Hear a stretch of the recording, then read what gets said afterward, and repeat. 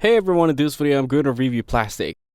Plastiq is a payment platform that lets you use a credit card to pay for things that normally like credit card, union like rent, taxes, tuition, or business invoices. It's especially useful if you want to earn rewards on your card or manage cash flow.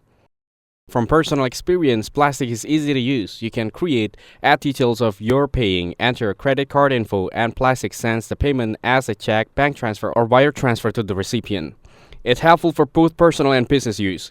The big advantage is flexibility. You can pay almost anyone using your card, which is useful if you're trying to hit a spending goal or earning points. It's also good for businesses that want to keep cash on hand but still pay vendors on time. The downside is the fee, usually around 2.5% of the payment amount. For some, that's worth it to earn rewards or manage cash flow. For others, it may not make financial sense. Overall, Plastiq is a legit and convenient. It's worth it if you use it smartly, like for large purchases or payment where the rewards or benefits outweigh the fee.